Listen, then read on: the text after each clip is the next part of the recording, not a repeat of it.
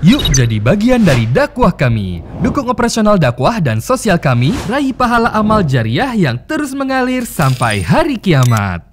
Assalamualaikum warahmatullahi wabarakatuh.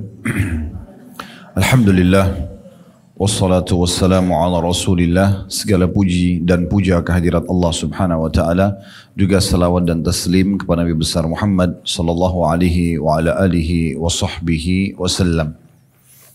Seperti biasa di hari Kamis siang hari pukul 12.30 kurang lebih waktu Indonesia Barat, kita akan lanjutkan bahasan 100 ide praktis mendidik keluarga menjadi soleh yang ditulis oleh Abdul Latif bin Hajiz Al-Qamidi, dan kita sudah membahas panjang lebar kurang lebih dari 100 ide itu 24 ide. Semua berhubungan dengan masalah bagaimana menghidupkan ilmu di rumah bersama dengan keluarga. Dan cukup banyak ide-ide yang menarik yang beliau sampaikan. Di antaranya yang kita bahas pada Kamis yang lalu, walaupun dalam kondisi online, namun tentu insya Allah yang mengikutinya tidak asing untuk mendengarkan bagaimana kita memaksimalkan bersama dengan pasangan ataupun keturunan kita untuk selalu mendiskusikan masalah-masalah agama. Dan bagaimana kita hidupkan semacam seperti kuis kepada anak-anak agar mereka dengan kuis tersebut bisa menentukan satu perjalanan atau tempat tujuan, atau misalnya kita bisa menjadikan momen itu berhubungan dengan masalah permintaan mereka. Misalnya pengen minta sesuatu dari Bapak Ibu sekalian, kemudian kita menghubungkan itu dengan harusnya menghafal surah ini atau surah itu, atau mendatangkan nama-nama surah Al-Quran yang 114 berikut terjemahannya, atau menyebutkan beberapa hadis Nabi SAW yang kira-kira bermanfaat.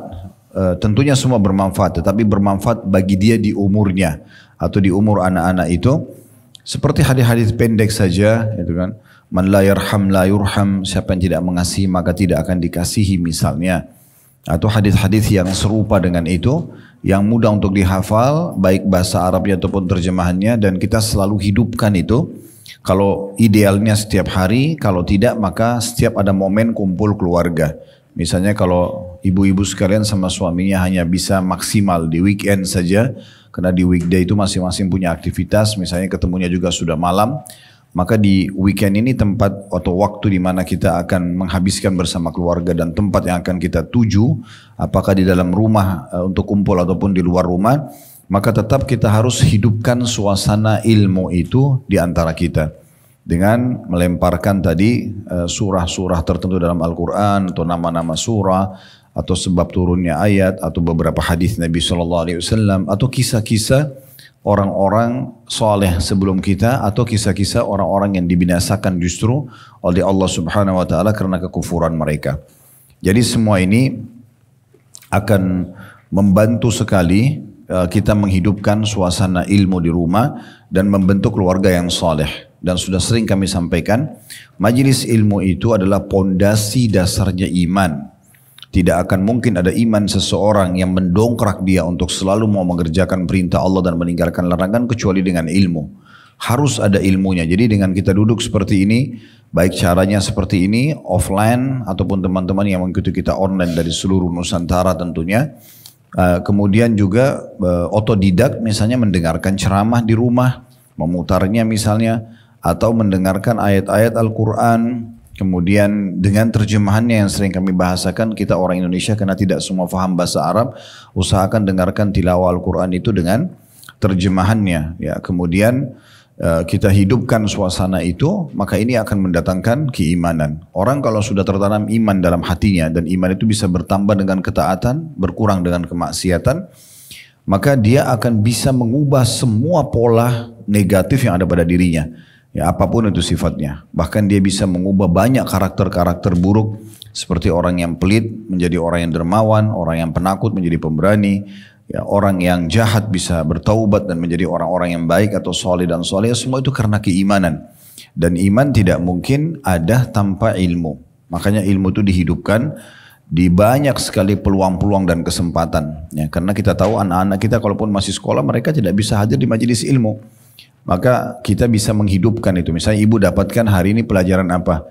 sebuah pelajaran atau sebuah hadis, sebuah ayat, lalu ibu jadikan sebagai catatan, lalu itu dihidupkan pada saat kumpul sama anak-anak. Ya, ada pelajaran atau ada hadis seperti ini misalnya, atau ada ini dan itu. Nah disampaikanlah seperti itu, akhirnya membuat kita jadi bisa membagi atau mentransfer ilmu yang sudah kita dapatkan. Baik, itu sudah 24 poin ya kita bahas dengan beberapa kali pertemuan. Di bagian pertama dari 100 ide yang untuk membentuk keluarga atau mendidik keluarga menjadi soleh. Sekarang kita masuk ke bagian kedua, amal keluarga. Allah Subhanahu wa taala berfirman di halaman 37-nya, "Wa'mur ahlaka bis-shalati was-sabir 'alaiha la nas'aluka rizqan nahnu narzuquk wal 'aqibatu lit-taqwa." Dan perintahkanlah keluargamu untuk mendirikan salat dan bersabarlah kamu dalam mengerjakannya. Kami tidak meminta rezeki kepadamu, justru kamilah yang memberi rezeki kepadamu. Dan akibat yang baik itu adalah bagi orang-orang yang bertakwa. Dari ayat ini kita coba korek dulu mutiara ilmu yang bisa diambil.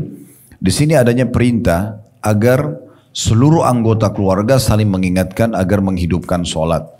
Jadi jangan sampai ibu nggak pernah tanya anaknya sudah sholat belum, atau bahkan menjadikan pertanyaan ini kalau ditanyakan pertanyaan yang kesekian. Yang pertama ditanya, kamu sudah makan atau belum? Kamu sudah belajar atau belum? Tapi dia lupa menanyakan apakah kamu sudah sholat atau belum. Padahal sebenarnya sholat ini adalah awal amal yang akan dihisab hari kiamat. Harusnya kita sangat peduli. Anak perempuan atau anak gadis ataupun anak-anak perempuan dari kecil pun sebelum gadis diberikan hadiah mukena, diberikan sejadah. Lalu kemudian diajarkan tata cara sholatnya, diawasi, ditanyakan selalu. Itu penting sekali. Seorang ayah ataupun suami mengingatkan istri dan anaknya. Seorang ibu dan istri mengingatkan suami dan juga anak-anaknya. Bahkan kadang-kadang bisa saja terjadi anak-anak yang mengingatkan orang tuanya. Jadi untuk menghidupkan atau mengingatkan salat satu sama yang lain. Lebih bagus lagi, ini cuma saran kami, di rumah itu memang ada jam digital yang mengingatkan azan. Sehingga semua rumah bisa mendengar. Ya, itu sangat baik. Itu tidak mahal juga harganya dan bisa kita beli ya. Ada keluaran jam Al-Asr yang masyhur sekali di Saudi.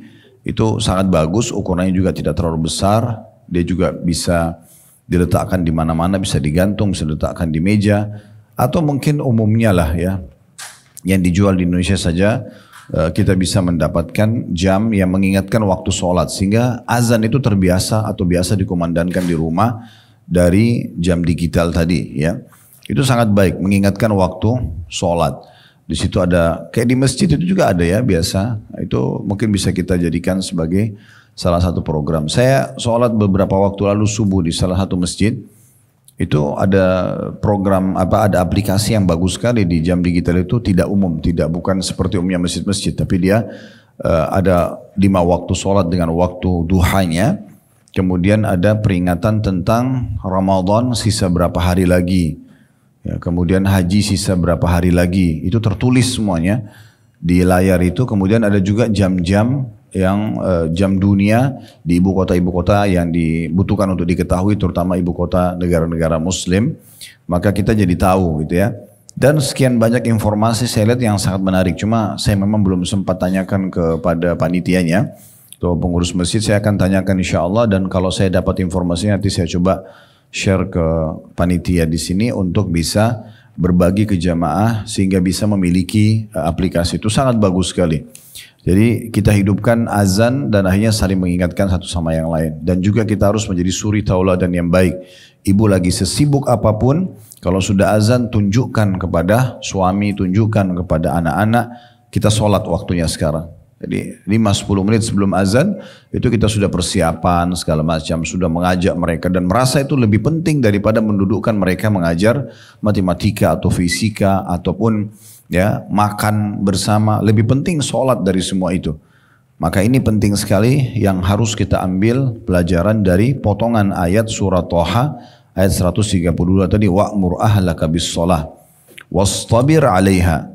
Perintahkan keluargamu, semuanya anggota keluarga bertanggung jawab, dan perintahkan mereka agar bersabar, tekun mengerjakan dan menjaganya sampai menjelang ajal datang nanti. Karena ulama mengatakan awal kebaikan bila orang memulainya dari sholat. Awal kebaikan. Ibu mau perbaiki apapun, ekonominya, sosialnya, kesehatannya, apa saja. Boleh perbaiki sholat, karena sholat itu adalah puncak daripada ibadah. Sehingga Allah subhanahu wa ta'ala bila ridho dengan kita akan memudahkan semua urusan kita. Ya, dan kita bisa lihat kekacauan akan terjadi pada kehidupan seseorang dimulai dari rusaknya sholatnya. Kalau sholat itu dilalaikan, tidak dipedulikan, maka pastikan akan terjadi kerusakan yang sangat besar dalam kehidupan orang seperti ini. Semuanya akan dikacaukan oleh Allah subhanahu wa ta'ala, tanda kutip di sini ya. Karena Allah subhanahu wa ta'ala tidak ridho dengan orang yang meninggalkan sholat. Nabi SAW mengingatkan, Al-ahdu alladhi bainana wa bainahum tarkus shalah faman taraka faqad kafar. Perbedaan dasar antara kita dengan orang-orang kafir itu adalah sholat. Siapa yang meninggalkan maka dia bisa mendapatkan dosa kekufuran. Kalau dia jahdan membangkang, enggak ada sholat itu, maka hukumnya kafir. Kalau dia takasulan, malas-malesan saja, maka baru dia mendapatkan dosa besar. Jadi penting sekali untuk mengingatkan atau saling mengingatkan masalah sholat. Ini dalam pembukaannya, kita belum masuk di poin 25 ya. Jadi poin pertama di amal keluarga ini adalah nasihat, ide yang ke-25. Akan kita bahas nanti. Kita masih di ayat dulu surah Toha ayat 132. Kemudian Allah mengatakan, ini pelajaran kedua dari hadis dari ayat, la nas'aluka rizqa nahnu narzuquk. Kami tidak pernah memerintahkan engkau sholat, hai Muhammad dan hai umat Islam, dan kami meminta balasan dari kalian. Maksudnya sholatlah 5 waktu ya sambil membayar kepada kami sesuatu. Allah SWT tidak meminta itu semuanya. Justru sholat-sholat atau ibadah-ibadah yang kita kerjakan, ibu-ibu sekalian, itu kembali kepada diri kita sendiri.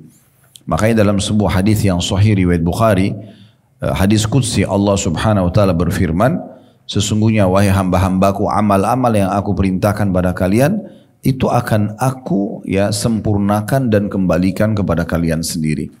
Jadi jangan pernah berpikir, ibu berpikir kalau sholat atau ibadah lain itu Allah yang butuh. Itu keliru ya. Makanya banyak orang sholat itu asal jadi saja.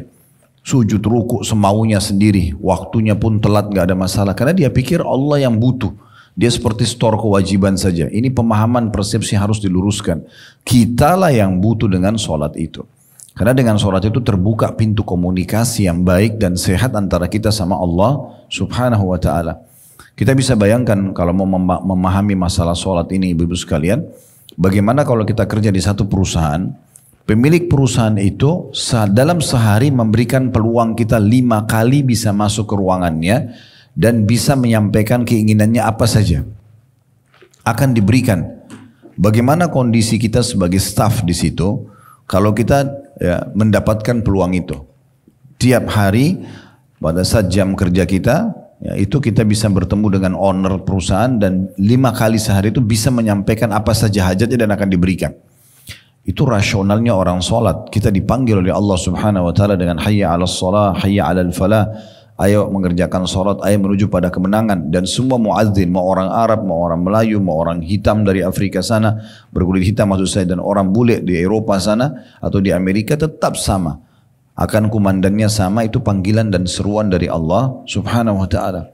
Dan Nabi SAW mengatakan bagaimana kalau di depan rumah seseorang di antara kalian ada sungai mengalir dengan deras, yang kalian mandi sehari 5 kali, apakah masih tersisa kotoran di badannya? Kata para sahabat, tentu saja tidak ya Rasulullah. Kata Nabi SAW, begitulah perumpamaan sholat 5 waktu. Selain kita seperti menghadap kepada Allah dan ada waktu mustajab diterima antara azan dan iqamah, sampaikan hajat apa saja. Selama bukan yang haram akan diijabah. Kata Nabi SAW, doa antara azan dan iqamah sangat jarang ditolak. Artinya akan diijabah oleh Allah subhanahu wa ta'ala. Kemudian kita masuk ke sholatnya, komunikasi, semuanya isinya zikir dan doa sholat itu. Ya, permohonan-permohonan agar diberikan keselamatan, kesehatan, rezeki dan segala macam. Seperti kita baca doa antara sujud ya, Rabbi ghfirli warhamni wajburni dan seterusnya, itu makna-maknanya dalam sekali. Ampuni aku, maafkan aku ya Allah, penuhi kebutuhanku, berikan aku keselamatan dan seterusnya. Itu maknanya sangat dalam sekali. Oleh karena itu harus betul-betul kita peduli dengan sholat ini. Karena komunikasi dengan Allah plus juga dia akan menjadi pembersih dosa-dosa kita. Kalau sehari kita mandi 5 kali, maka berarti tidak akan pernah ada kotoran lagi di badan kita. Artinya dimaknakan di sini dosa-dosa tidak akan ada lagi pada saat seseorang menjaga sholatnya itu. Dan kita disuruh bersabar. Ya, jadi jangan ibu hari ini on time, azan langsung sholat, besok berubah. Atau pekan depan berubah. Tidak, komitmen. Wastabir alaiha, kata Allah, bersabarlah dalam menjaga kualitasnya, kuantitasnya, ketepatan waktunya, ya.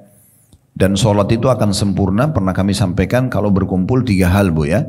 Tepat waktunya, tepat bacaannya, dan tepat gerakannya. Kalau ini ada pada ibu atau dalam sholat ibu kerjakan, maka ibu akan mendapatkan maksimal pahala. Tepat waktu, azan, udah selesai, nggak ada aktivitas lain, berhenti, raih pahala yang paling besar. Karena beda pahalanya antara orang yang dari takbiratul ihram pertama imam Allahu Akbar dengan orang yang datang imamnya sudah waladhdallin, atau dia masbuk 1 rakaat, atau dia masbuk 2 rakaat, itu akan beda pahalanya. Dan uniknya tidak bisa diperbaikin. Jadi kalau sekali kita tidak bisa masuk, tidak dapat dari rakaat pertama, tidak masuk di awal waktu, ya. Misalnya kita masuk 1 rakaat, tidak bisa kita perbaikin selamanya. Nggak bisa diperbaikin. Akan tercatat hari ini pada tanggal ini sholat duhur si fulan atau fulana ini telat 1 rakaat dan tidak bisa diperbaikin. Oleh karena itu kita harus betul-betul perhatikan masalah tepat waktunya. Belum lagi yang kedua tepat gerakannya. Ya, harus betul-betul gerakan sesuai yang diajarkan oleh Nabi alaihi salatu wassalam. Sebagaimana Nabi SAW mengatakan, "Sallu kama ra'aitumuni usolli." Sholatlah sebagaimana kalian melihat aku sholat. Dan yang ketiga baru tepat bacaannya. Semua dengan fasih, benar penyebutannya, dibaca dengan tenang sekali. Ya, jadi begitu sudah ruku, baru ibu baca Subhana Rabbil Azim, kasih jeda 1 detik, baru Subhana Rabbil Azim, 1 detik lagi mungkin, baru Subhana Rabbil Azim. Ya, jadi berikan jeda, itu menyempurnakan kehusyuan karena kebenaran dalam penyebutan lafadznya. Nah seperti itulah sampai salam. Nah itu baru kemudian sholatnya bisa bermakna. Allah subhanahu wa ta'ala mengatakan, kami tidak pernah meminta balasan dari kalian dari perintah sholat itu, tapi justru dengan sholat itu kami memberikan kami kepada kalian.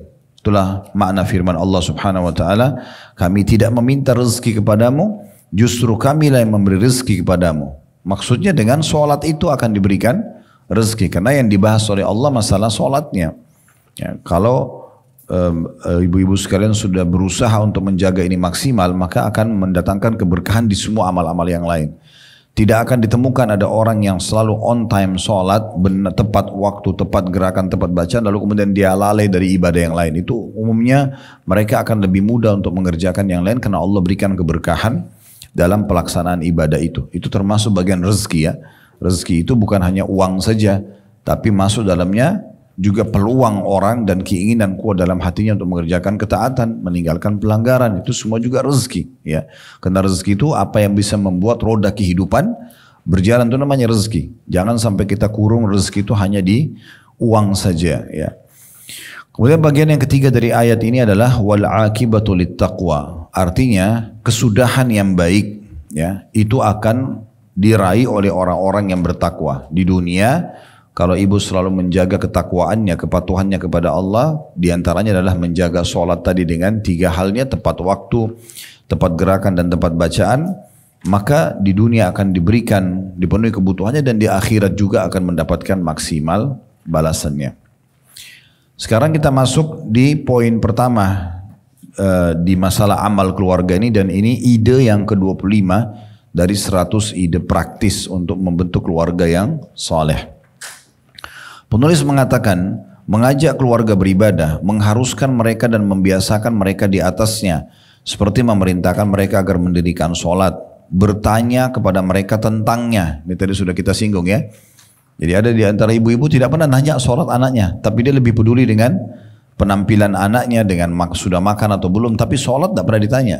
Harusnya pertanyaan ini nomor 1 dulu. Sudah sholat belum? Belum sholat, sholat dulu nak sekarang. Habis itu baru ngobrol, habis itu baru makan, habis itu segala macam. Jadi hidupkan itu supaya dia tahu itu adalah sesuatu yang lebih penting dari semua aktivitas yang lain.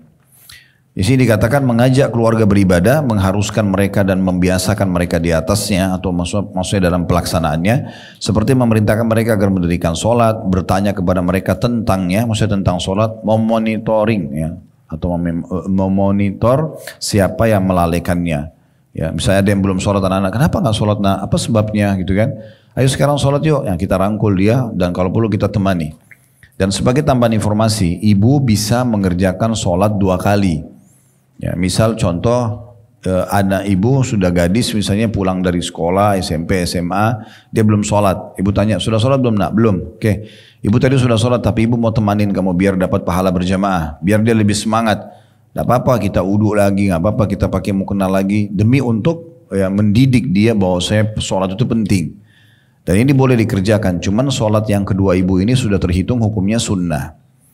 Ya, ini pernah terjadi di masa Nabi SAW. Abu Bakar radhiyallahu anhu pada saat selepas sholat berjamaah, Nabi SAW dan para sahabat lagi berzikir.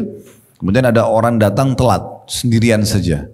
Pas dia mau sholat sendiri mau takbir, Nabi SAW tahan dulu dia sebentar. Kemudian Nabi SAW tanya kepada yang hadir di situ, siapa yang mau bersedekah untuk saudaranya ini? Maksudnya sholat lagi, temani dia supaya dia nggak sholat sendiri. Maka Abu Bakar pun berdiri radhiyallahu anhu dan Abu Bakar akhirnya sholat dengan orang tersebut. Nah, sholat pertama Abu Bakar menunaikan kewajiban dia dan sholat kedua sudah hukumnya sunnah. Kisah yang lain adalah Muadz bin Jabal radhiyallahu anhu, sahabat Nabi ini juga sama kasusnya. Beliau selalu sholat berjamaah dengan Nabi SAW di masjid dan kaumnya, sukunya dia ada masjid sendiri di suku dia. Kalau kita mungkin di RT sekarang itu ada masjid, dia mengimami di sana. Dia sholat sama Nabi dulu berjamaah lalu dia pulang dia imami lagi kaumnya.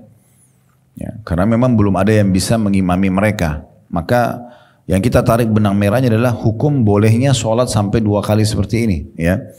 Tapi sholat yang kedua memang karena ingin menemani seseorang yang sholat sendiri. Supaya jiwa anak-anak itu lebih besar. Ya, sama suami pulang capek kerja. Mungkin dia bukan orang yang komitmen menjaga sholat tepat waktu di masjid misalnya. Datang telat di rumah jam 8, jam 9 belum sholat isya. Ibu nggak ada salahnya bertanya, tadi udah sholat belum? Ya, sholat dulu yang ditanya, gitu kan? Kalau dia bilang belum, mau nggak saya temani sholat berjamaah, gitu kan?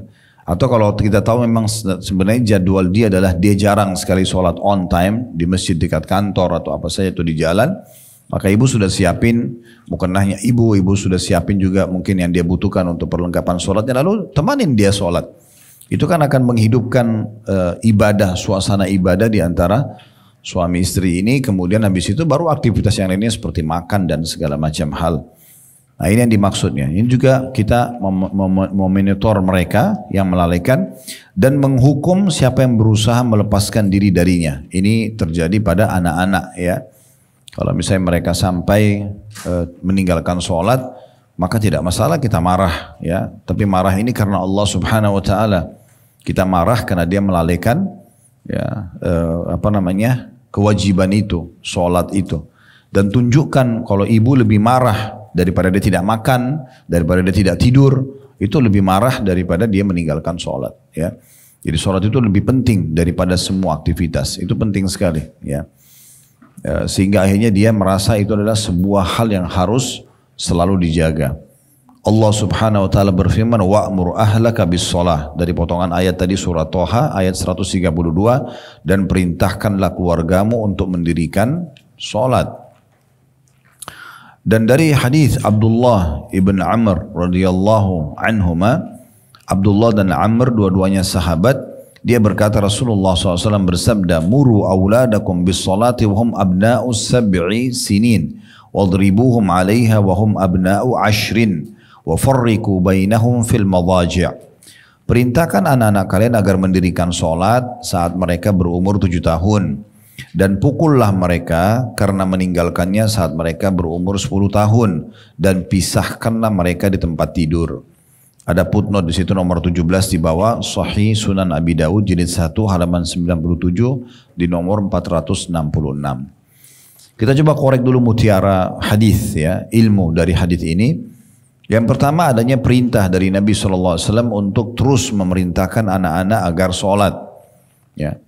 Kalau sudah umur 7 tahun perintah, ayo sholat gitu ya. Tetapi kalau di bawah 7 tahun itu tetap diajarkan. Ya.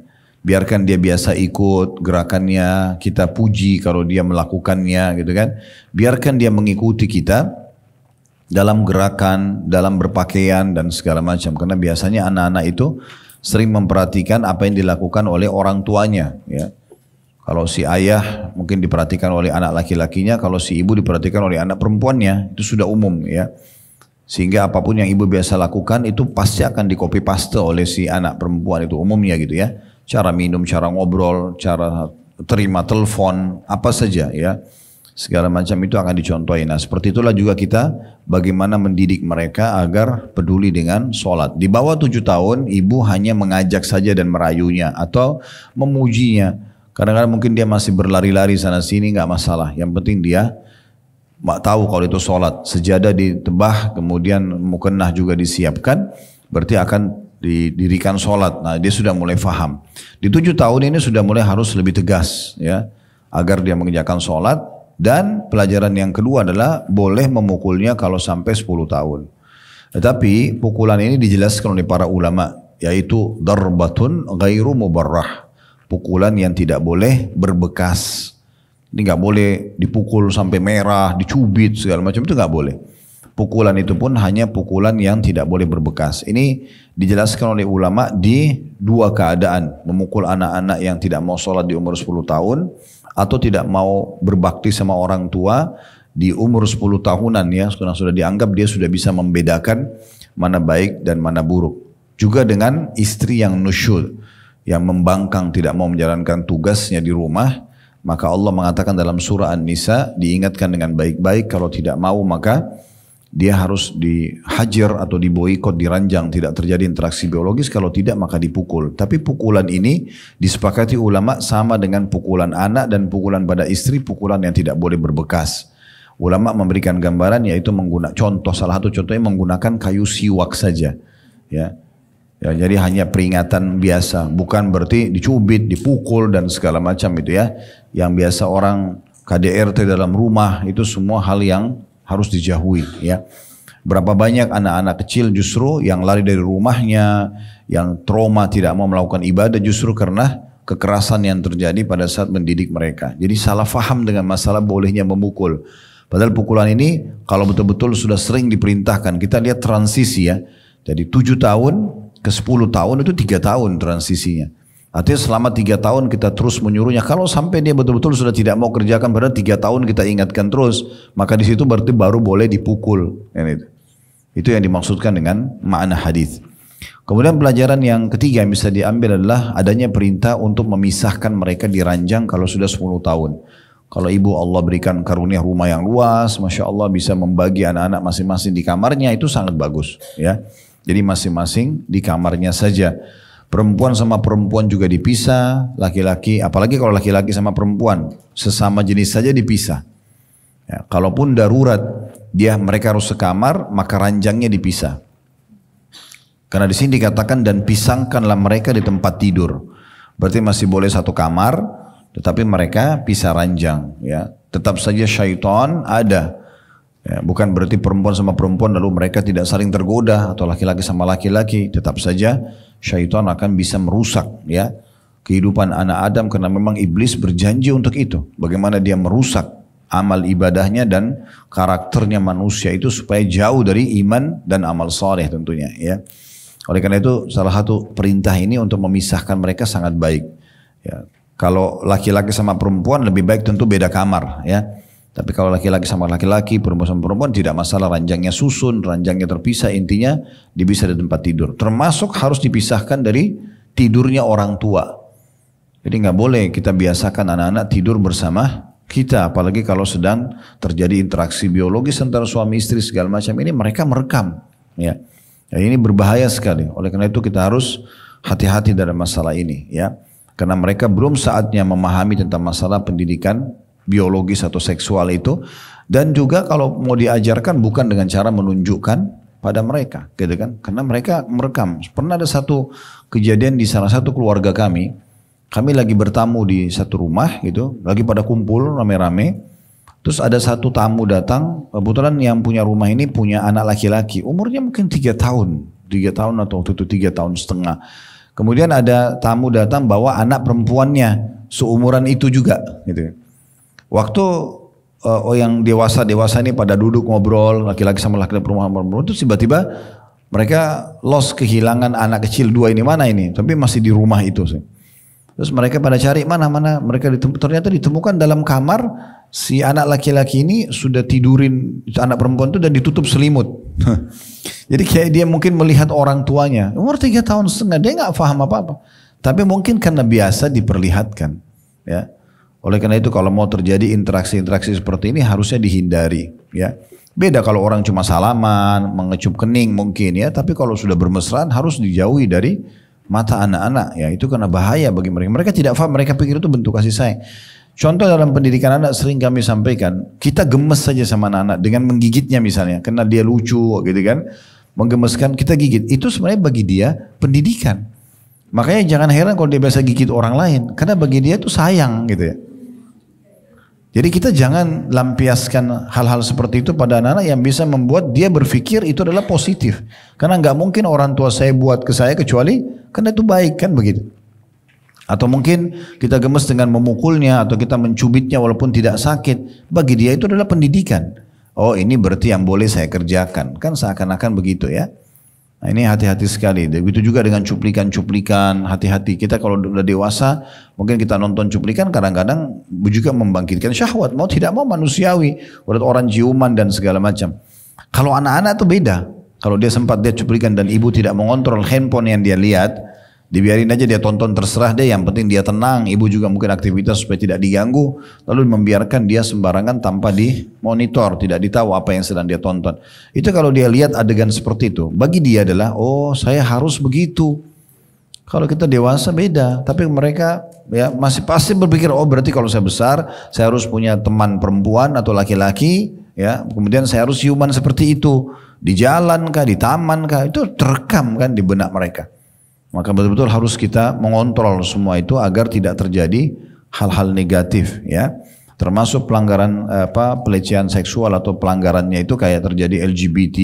Itu saya pernah jelaskan di kajian-kajian kami, faktor penyebabnya bisa internal, bisa eksternal. Ada juga karena gabungan keduanya. Internalnya itu kenapa? Karena kadang-kadang orang tuanya ini, misal ada suami istri dikaruniai 3 orang anak perempuan. Mereka pengen sekali anak laki-laki. Lalu Allah kasihlah anak bungsunya laki-laki, anak keempatnya. Lalu mereka membiarkan kakak-kakaknya yang perempuan ini mendandani si laki-laki itu, pakai baju perempuan, mainnya boneka. Ini penyebab homo ini ke depannya. Karena bagi dia rasa dirinya seperti kakak-kakaknya. Atau kita balik, misalnya ada orang punya 3 anak laki-laki, dia pengen punya anak perempuan. Kemudian anak perempuan lahir bungsu, dibiarkan main sama kakaknya, main bola, berantem-beranteman segala macam, main alam laki-laki. Akhirnya dia tumbuh, dia rasa dirinya bukan perempuan. Dia rasa dirinya laki-laki. Inilah penyebab nanti lesbian itu. Itu secara internal. Ya, selain memang hati-hati dengan cuplikan-cuplikan tadi. Yang paling besar pengaruhnya sekarang itu di media. Ya, oleh karena itu dikontrol sekali. Lebih baik kalau memang harus kasih handphone ke anak-anak, kita beli satu tab yang tidak ada sama sekali hubungannya sama internet ya. Atau telepon, dan itu hanya kita isi, sudah diisi dengan berbagai macam aplikasi atau cuplikan, baik itu tilawah Al-Quran, baik itu kisah-kisah untuk anak-anak, sehingga dia cuma boleh tonton itu, dia nggak boleh ke yang lainnya.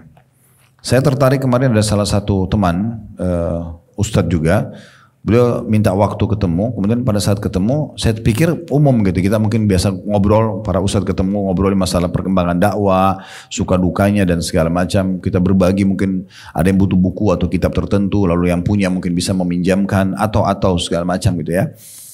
Tapi rupanya dia datang khusus untuk membawa anaknya mungkin masih 4 tahun, 6 tahunan, 6 sampai 7 tahun gitu. Terus kemudian dia katakan, Ustadz saya datang untuk bawa ini. Kenapa? Masya Allah, saya pikir cuma mau ketemu salam. Dia bilang tidak, ini anak kita mau ceritakan kisahnya. Dia beberapa 1-2 tahun yang lalu apa gitu ya, dia mulai mengenal minta handphone seperti teman-temannya. Akhirnya kami alihkan ke ceramah. Qadarullah yang didengarkan ceramah antum. Sekarang dia ini menghafal karena sudah sering dengar sirah nabawi kami. Dia bilang ini antum bisa tes anak ini. Dia bisa menghafal tahunnya, nama-nama tokoh dalam sirah itu karena dia bisa karena dia sudah itu yang orang tuanya arahkan. Dia bisa mengulangi satu kisah sejarah Nabi itu sampai 5 kali. Diulangi lagi. Jadi dia jadi hafal.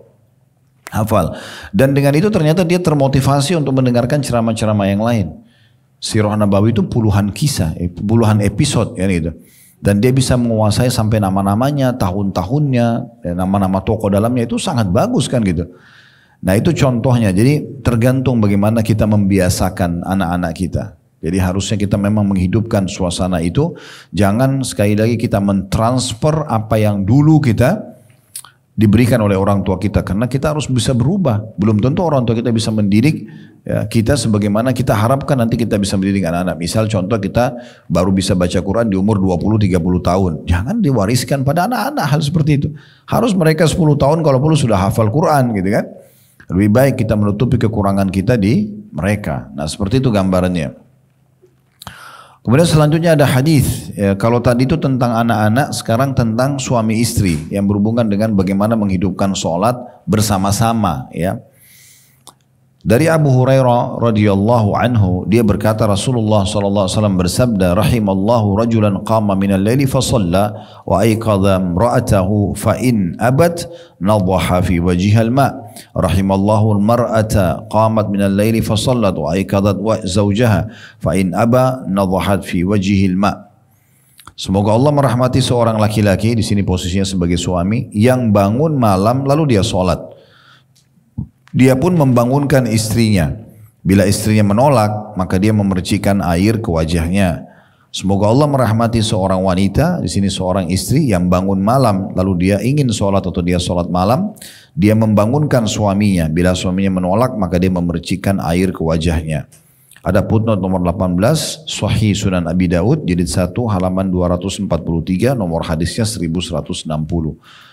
Sebelum kita panjang lebar mengorek mutiara ilmu dari hadis ini, kita perlu garis bawahi hadis ini masih ada lanjutannya Bu ya. Lanjutannya itu adalah, dan kalau dua-duanya bangun sholat bersama-sama, maka suami istri akan dicatat sebagai dua orang yang banyak berzikir kepada Allah. Jadi adanya anjuran untuk sholat malam bersama-sama gitu ya. Jadi bukan hanya sekedar sahur atau buka puasa bersama, tapi juga masuk dalamnya menghidupkan sholat malam. Nah ini keromantisan yang sebenarnya ada di situ. Justru bangun bersama-sama ibadah gitu kan. Sama-sama bermunajat, berdoa gitu. Apalagi sholat sunnah itu dibolehkan memegang mushaf ya. Atau kalau kita sekarang ada aplikasi Al-Quran di handphone, ibu bisa sampaikan ke suami, bisa supaya kita banyak pahalanya. Kalau sholat malam bersama-sama bisa membaca surah itu berurut setelah Al-Fatihah, mulai dari Al-Baqarah surah nomor 2 ayat pertamanya sampai ayat 286, kemudian Al-Imran, kemudian An-Nisa, Al-Ma'idah, Al-An'am gitu. Terus berlanjut ya, Al-A'raf, Al-Anfal, At-Taubah, Yunus, Hud, Yusuf, kemudian Ar-Ra'd, Ibrahim, Hijr, An-Nahl, terus berlanjut sampai surah nomor 114 ya. Walaupun kita cuma pilih beberapa ayat saja ya, atau beberapa ayat dari surah-surah tersebut. Yang jelas kalau sholat malam ini ada keutamaan ibu kalau baca cuma 10 ayat dapat keutamaan sendiri 100 ayat. Kalau mau puncak itu memang sampai 1000 ayat. Tetapi kita memang tidak bisa memaksakan secara langsung ya. Karena kalau 1000 ayat itu berarti ibu minimal membaca satu rakatnya antara 90 sampai 100 ayat selain witir ya. Karena kan kita 11 rakaat. Kalau kita 10 rakaatnya diisi semua dengan surah-surah ini, maka satu rakaatnya bisa 100 ayat. Tapi ini biasanya orang yang sudah terbiasa ya. Kalau tidak maka bisa dimulai dengan 10 ayat minimal. Kalau 10 ayat itu berarti satu rakaatnya satu ayat saja. Sampai 10 rakaat kemudian baru witir dengan Al-Ikhlas. Mau sedang baca 10 ayat per satu rakaat. Mulai dari awal Al-Baqarah 10 ayat. Jadi kalau Al-Baqarah 286 ayat, ibu baca misalnya nanti malam mulai dari ayat pertama Al-Baqarah Alif Lam Mim, satu rakaat 10 berarti 100 ayat kan. Berarti hari kedua besok masuk dari ayat 101 sampai ayat 200. Nah gitu. Hari ketiga bisa menyelesaikan Al-Baqarah. Kalau ibu baca di rumah ini bisa mendapatkan pahala yang besar karena ratusan ayat dibaca per malam, dan juga sekaligus mendapatkan keutamaan rumah yang dibaca Al-Baqarah tidak akan dimasuki oleh syaitan. Atau sebuah riwayat menjelaskan rumah yang dibaca Al-Baqarah, syaitan yang akan lari, yang ada di dalam akan lari keluar, dan yang dari luar tidak bisa masuk ke dalam. Nah itu berarti menandakan ada keberkahan tersendiri. Dan dilanjutkan terus selesai Al-Baqarah, Al-Imran yang 200 ayat, kemudian An-Nisa, ya, kemudian selanjutnya Al-Ma'idah dan sampai 114 ayat itu. Maaf, 114 surah. Baik, dari ayat di sini kita ambil pelajaran. Ya, yang pertama, bahwasanya Allah menyediakan rahmat secara khusus bagi suami istri yang saling mengingatkan masalah sholat. Dan rahmat Allah ini, Bu, meliputi segala sesuatunya. Meliputi segala sesuatunya. Jadi apa saja ya yang ibu butuhkan, yaitu namanya rahmat Allah Subhanahu wa taala. Dari makanan, minuman, pakaian, kesehatan, apalah segala macam hal itu rahmat. Kan rahmat Allah meliputi segala sesuatunya. Di antaranya penerimaan amal, pengampunan dosa, penutupan kekurangan-kekurangan, ya, pemenuhan kebutuhan, itu semua masuk dalam rahmat. Itu ibu bisa dapatkan hanya dengan sholat malam sambil ngajak pasangan. Apa maknanya? Berarti kalau ibu sholat sendiri nggak ngajak suami, itu berarti ibu nggak dapat ini. Karena syaratnya dia, semoga Allah merahmati seorang suami yang bangun malam hari, mau sholat lalu dia bangunkan istrinya. Sampai kalau nolak dipercikan sedikit air, bukan satu gayung ya, nanti jadi marah gitu ya. Tapi dipercik saja sedikit wajahnya ya. Kemudian diajak bangun sholat. Kalau sudah dipercikan air tidak mau sholat juga, yang jangan dipaksakan. Mungkin bisa hari esok, mungkin lusa, mungkin 1 pekan lagi, kita nggak tahu. Tapi kita tujuannya baik di situ ya. Begitu juga dengan seorang istri yang membangunkan suaminya. Jadi rahmat ini akan didapatkan kalau seseorang itu justru memang mau melibatkan keluarganya sholat bersamanya. Terutama tetangga bantal atau pasangan hidupnya ini. Kemudian ini tentunya Allah menyiapkan rahmat khusus bagi suami istri yang mau beribadah bersama-sama. Pelajaran yang kedua, pentingnya untuk bangun di malam hari. Ya. Dan malam hari ini adalah malam memang untuk bermunajat dengan Allah Subhanahu wa taala. Kita tahu kalau tertinggal sepertiga malam hadis Nabi SAW, maka akan Allah Subhanahu wa taala akan turun ke langit bumi, kemudian menanyakan kepada para malaikat, adakah yang minta pertolongan saya tolong, ada yang punya hajat saya penuhi, adakah yang bertaubat saya maafkan. Nah ini sepertiga malam ini kalau ibu mau tahu waktu mustajab itu dibagi 3 saja malamnya, dimulai dari maghrib ya. Misal maghrib itu jam 6 sore misalnya, subuh jam 5 pagi, contoh saja ini ya. Kalau kita hitung ini berarti 11 jam kan, nah itu dibagi 3. Nah sepertiga terakhirnya itulah waktu mustajab, itu waktu yang paling baik untuk ibadah ya. Jadi misalnya ibu bangun 1 jam, 2 jam sebelum subuh, setengah jam sebelumnya. Intinya kalau baru mau memulai sih, memang saran kami tidak usah terlalu lama sebelum subuh ya. Supaya jangan sampai dapat ikan teri tapi ikan pausnya lepas gitu ya. Sholat malam khusyuk tapi begitu azan subuh kebablasan, bangun jam 8 ya. Ini ikan paus lepas dapatnya ikan teri kan gitu. Harusnya dia kalau bisa bangun sholat malam ya subuhnya juga tidak kebablasan gitu ya. Oleh karena itu kalau yang baru mau memulainya ya mungkin 15 menit, 20 menit atau setengah jam sebelum subuh ibu bunyiin alarm, mungkin ibu persiapan 10 menit di kamar mandi, 20 menitnya ibu bisa, atau 15 menit ibu pakai, sisanya untuk ibadah kepada Allah Subhanahu wa taala.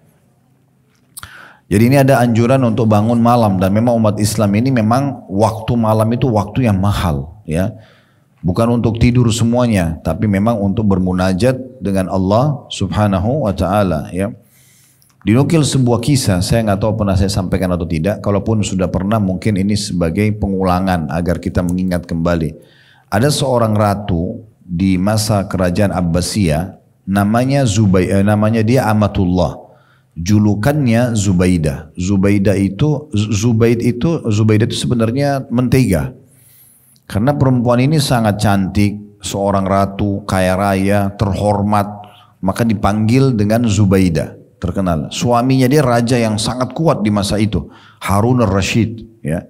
Ini terkenal sekali dengan ilmunya, agamanya yang luas, komitmennya untuk selalu konsultasi dan komunikasi dan bermusyawarah dengan para ulama. Pasukan Islam di masa itu sangat kuat, kerajaan sangat kaya. Suami istri ini suka sekali dengan agama, dan kita bicara sama Zubaidah. Zubaidah ini rupanya karena banyaknya harta dia, sampai dia suka sekali berinfak, Ini biasa kalau lagi city tour antara di Mekah ya, dari Arafah ke Muzdalifah, itu nanti kalau ibu satu waktu jalan ke sana, pakai travel manapun, intinya kalau city tour biasanya kita city tour Mekah itu pasti mendatangi selain musim haji ya, kita biasa mendatangi lokasi titik-titik haji untuk mengingatkan kembali ini tempat-tempat haji. Nah dari Arafah ke Muzdalifah itu ada seperti dinding benteng di sebelah kanan jalan biasanya, itu dibuat oleh Zubaidah. Dia seperti benteng, tapi sebenarnya itu tempat saluran air Zam-Zam. Di masa itu belum ada. Sekarang saja di Arafah tidak ada Zam-Zam ya. Kalau musim haji itu dibawa oleh yayasan-yayasan sosial di sana, dari donasi orang-orang yang terkumpul baru dibawa ke sana, baru dibagiin. Ada yang di botol, ada yang diminum di mobil yang besar yang bisa diminum langsung dari kerannya dan segala macam lah. Tapi di masa itu memang susah, jadi pakai unta, dibawa dari Masjidil Haram ke wilayah Arafah dan Muzdalifah itu. Disalurkanlah air untuk semua jemaah haji. Itu biaya dia pribadi. Kemudian tidak ada, kalau ibu juga ke Taif, perjalanan dari Mekah ke Taif, tapi kalau kita tidak naik teleferik ya, tidak naik kereta gantung itu, kita jalan biasa saja, mungkin butuh 1,5 jam menuju ke sana. Itu ada di kanan jalanan menuju ke Taif itu, menukik ke atas itu ada banyak sumur. Sumur-sumur itu per 1 kilometer kalau nggak salah itu ada sumur lagi, Itu juga dibegali oleh Zubaidah. Ya itu untuk memberikan kemudahan jemaah haji, jemaah umroh, setiap haus mampir ambil gitu. Jadi saking luar biasa. Dia juga suka sekali membiayai pasukan muslimin. Setiap pergi perang dia selalu berinfak. Intinya orangnya dikenal sangat dermawan. Ini dinukil kisah saja ya. Allahu alam, kita tidak tahu kebenarannya, tapi kisah ini bisa kita ambil pelajaran darinya. Dikatakan waktu Zubaidah ini meninggal, wafat rahimahullah, salah satu ponakan dia yang biasa dia bantu itu mimpi, dan mimpi tidak bisa diatur gitu ya. Dia mimpi, kemudian dia ponakannya tanya, "Tante, seperti apa Allah balas kebaikanmu?" Karena semasa hidupnya saja sudah jadi buah bibir orang Zubaidah ini ahli surga. Karena sangat soleha, seorang ratu, dermawan, berilmu, banyak kelebihannya. Maka dia mengatakan, semua amal saya yang saya sudah lakukan yang kamu tahu itu tidak ada yang diterima. Dia bilang gitu, tidak ada yang diterima. Karena saya tersirat dalam perbuatan amal itu riya. Dan Allah mengampuni saya karena sholat malam yang biasa saya kerjakan yang tidak ada orang tahu. Itu dalam kisahnya dia. Kan kita sedang membahas sholat malam ini ya. Bagaimana apalagi saling membangunkan atau sholat dengan pasangan gitu ya. Maka ini luar biasa sholat malam. Karena memang sholat ini kita di kamar kita sendirian, makanya lebih jauh dari riya. Kan orang kalau di luar itu bisa sangat terbuka sekali pintu riya, karena sedikit aja riya sudah bisa menghancurkan amal gitu ya. Nah itu pentingnya untuk menghidupkan sholat malam itu.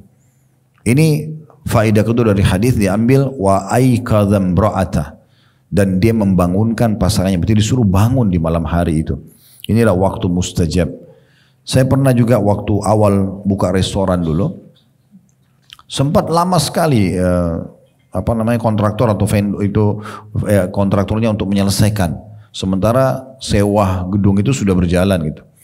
Sambil saya ngobrol lagi, nasihatin lagi, ternyata masih lama lambat, tapi alhamdulillah akhirnya selesai. Cuma ada satu teman, saya lihat orang ini, saya tahu dia gitu, masih awam sekali, bukan orang yang faham ilmu agama apa, tapi saya kenal baik. Dan dia akhirnya yang saya minta untuk mengerjakan restoran itu. Awalnya nih, awal sekali kami buka ya, sekitar 2014 yang lalu gitu. Intinya sebenarnya bukan 2010, berarti 14 tahun yang lalu.